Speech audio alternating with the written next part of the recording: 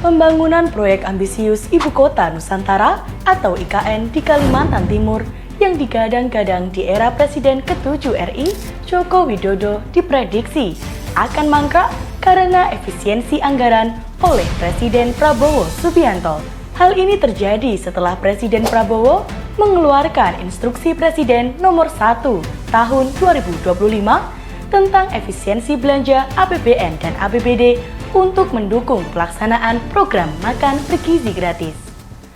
Sebelumnya, Menteri Pekerjaan Umum Dodi Hanggodo menyebutkan bahwa anggaran untuk pembangunan IKN diblokir oleh Kementerian Keuangan, sehingga IKN tidak menunjukkan progres apapun. Diketahui bahwa pemangkasan anggaran Kementerian Pekerjaan mencapai 80% dari daftar isian pelaksanaan anggaran 2025 sebesar 110,95 triliun menjadi 29,57 triliun. Pemangkasan ini pun berdampak pada pemangkasan anggaran IKN dari 60,6 triliun menjadi 14,87 triliun yang membuat pembangunan IKN terancam akan mangkrak. Hal ini membuat publik kembali menyoroti mantan Presiden ke-7 RI Joko Widodo yang menjadi sosok penginisiasi pembangunan IKN. Mantan Presiden ke-7 RI itu tampak selalu berusaha menghindar ketika ditanya perihal pemangkasan anggaran yang berdampak pada pembangunan IKN ini. Padahal dirinya pernah mengutarakan akan tetap mengawal pembangunan IKN meskipun sudah purna tugas. Tak hanya Jokowi, putra sulungnya yang kini menjabat sebagai wakil presiden, Gibran Rakabuming Raka, juga ikut menjadi sorotan.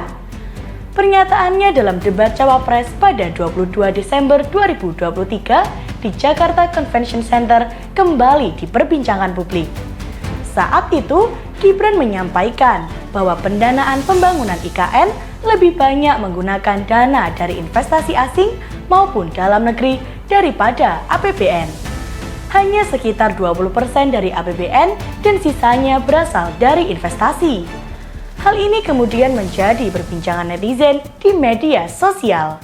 Pasalnya, jika dana pembangunan IKN sebesar 80% berasal dari investasi sesuai pernyataan Gibran, maka seharusnya pemangkasan anggaran tidak akan mengganggu kelangsungan proyek IKN.